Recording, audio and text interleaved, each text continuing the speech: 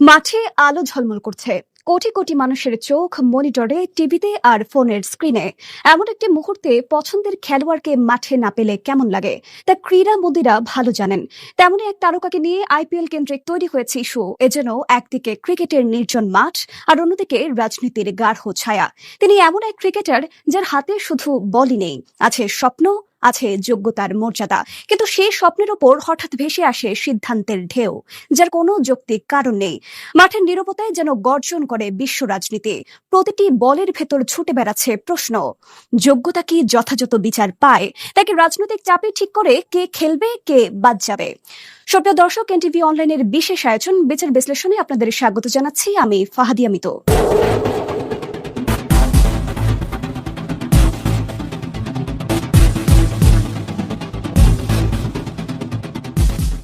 সুপ্রিয় দর্শক, বলবো বাংলাদেশি ক্রিকেটার মুস্তাফিজুর রহমানকে নিয়ে, যাকে যোগ্যতার মাপকাঠিতে 9,20,00,000 রুপিতে দলে নিয়েছিল কলকাতা নাইট রাইডার্স।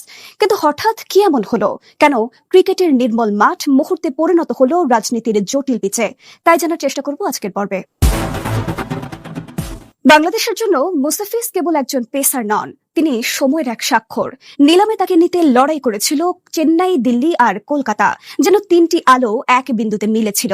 কিন্তু গণমাধ্যমে প্রকাশিত খবর অনুযায়ী রাজনৈতিক ও ধর্মীয় চাপের গল্প সামনে আসতেই আলো নিভতে শুরু করে।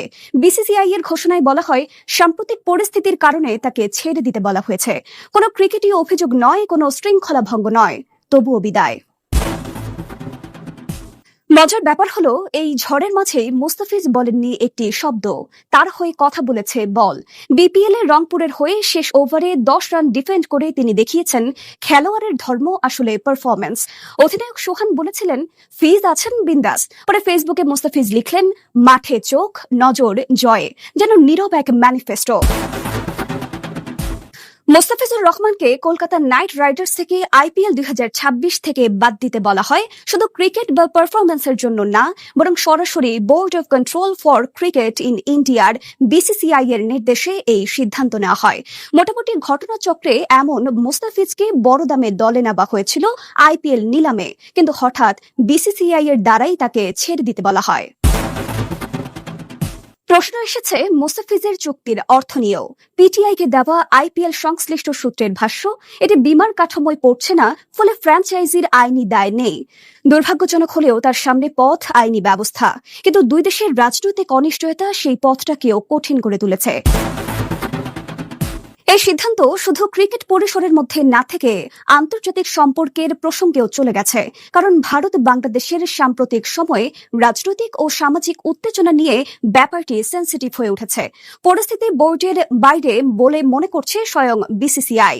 কিছু ভারতীয় রাজনীতিবিদ ও রাজনৈতিক গোষ্ঠীও এই সিদ্ধান্তকে সমর্থন করে সেটিকে আরো উস্কে দিচ্ছে, এমনভাবে যে এটা নাগরিক অনুভূতি এবং রাজনৈতিক বক্তব্যের প্রতিফলন হিসেবে দেখা হচ্ছে। রাজনীতির নিরাপত্তা, জনমতের প্রেশার্স সব মিলিয়ে মুস্তাফিজের উপস্থিতি বা সম্মুখীন হওয়া পরিস্থিতি শুধু খেলাধুলা নয়, বরং চর্চিত রাজনৈতিক ইস্যুতেও পরিণত হয়েছে। এর ফলে আইপিএলে একজন আন্তর্জাতিক তারকার খেলা বা না খেলার সিদ্ধান্ত শুধু ক্রিকেট বোর্ডের সিদ্ধান্ত হিসেবে নেই, বরং সরকারি সম্পর্ক, ভক্তদের অনুভূতি এবং সাম্প্রতিক ঘটনাসমূহের প্রতিক্রিয়া হিসেবেও দেখা হচ্ছে। কারণ তারা বুঝেই নিয়েছেন যে মুস্তাফিজুর রহমানকে আইপিএল এ রাখা বা বাদ দেওয়া হয়েছে এমন সিদ্ধান্তটা খেলার কারণে নয়, বরং এটি রাজনৈতিক চাপ, সামাজিক উত্তেজনা এবং ভারত বাংলাদেশ দ্বিপক্ষীয় সম্পর্কের আবহে ঘুরছে। ক্রিকেট বিষয়ক জনপ্রিয় সাইট ইএসপিএন ক্রিকইনফো জানিয়েছিল, এক ভার্চুয়াল বৈঠকে আইসিসি বিসিবিকে জানিয়েছে নিরাপত্তাজনিত কারণ দেখিয়ে বাংলাদেশের ম্যাচগুলো ভারতের বাইরে আয়োজনের অনুরোধ তারা প্রত্যাখ্যান করেছে। এটা ছড়িয়ে পড়লে আরো উত্তেজনা বেড়ে যায়। যদিও আসন্ন টি-20 বিশ্বকাপে অংশ নিতে হলে বাংলাদেশ ক্রিকেট দলকে অবশ্যই ভারতে যেতে হবে, নইলে পয়েন্ট কাটা যাবে। আন্তর্জাতিক ক্রিকেট কাউন্সিলের পক্ষ থেকে এমন কোনো বাধ্যবাধকতা বা নির্দেশ দেওয়া হয়নি বলে জানিয়েছে বাংলাদেশ ক্রিকেট বোর্ড। বিসিবি বলেছে, এই দাবিগুলো সম্পূর্ণ ভিত্তিহীন, বানোয়াট ও অসত্য। এই ঘটনায় ভারতেও উঠেছে ভিন্ন কণ্ঠ। প্রিয়াঙ্কা চতুর্বেদী এক্সে লিখেছিলেন, একজন বাংলাদেশি খেলোয়াড়কে আক্রমণ করা কিংবা শাহরুখ খানকে লক্ষ্য বানানো বাংলাদেশের হিন্দুদের স্বার্থ রক্ষা করবে না। শশী থারুরও বলেছেন, ক্রিকেটকে ঘৃণার রাজনীতির সঙ্গে জড়ানো উদার ভারতের চিত্র নয়। তবে আনুষ্ঠানিক প্রক্রিয়ায় কারা জানতেন না সেই উত্তর এখনো কুয়াশায়। বাংলাদেশের প্রতিক্রিয়াটা ছিল বজ্রের মতো। তথ্য মন্ত্রণালয়ের বিজ্ঞপ্তিতে জানানো হয়, আইপিএল সম্প্রচার বন্ধ থাকবে পরবর্তী নির্দেশ না দেওয়া পর্যন্ত। বিসিবি আইসিসিকে ইমেল করে জানায়, নিরাপত্তা শঙ্কার কারণে ভারতে দল পাঠানো সম্ভব নয় এবং ম্যাচগুলো শ্রীলঙ্কায় আয়োজনের অনুরোধ করা হয়েছে। সভাপতি বুলবুল বলেছেন, এই সিদ্ধান্তে বাংলাদেশ অনড় থাকবে। ভারত বিভিন্ন সময়ে বাংলাদেশকে বন্ধু বলে থাকে। বিশেষ করে আওয়ামী লীগের আমলে এই রীতিটা দেখা গেছে অনেক বেশি। সেই তারাই কেন বাংলাদেশের একজন ক্রিকেটারকে নিয়ে এত জটিলতা তৈরি করলো? তবে কি তারা একটি রাজনৈতিক দলকে বন্ধু বলে মনে করত? যেখানে খেলোয়াড় বদলায় মুহূর্তে, সেখানে কি বদলে যায় বন্ধুত্বের স্কোর? একজন নিরীহ পেশাদারকে বাদ দেওয়া কি শুধু একটি লীগের সিদ্ধান্ত, নাকি বিবেকের উইকেট পতন? সীমান্তের মতো ক্রিকেটেও কি মানুষ কখনো ঝুলে থাকে পরিচয়ের কাটায়? দর্শক, আজকের পর্বে তুলে ধরা হলো মাঠের ভাষার নানা গল্প, তুলে ধরা হলো বিশ্লেষকদের মতামত। আপনার পরামর্শ জানাতে পারেন কমেন্টে। পরবর্তী পর্বে কোন বিষয়টি দেখতে চান জানাতে পারেন আমাদের।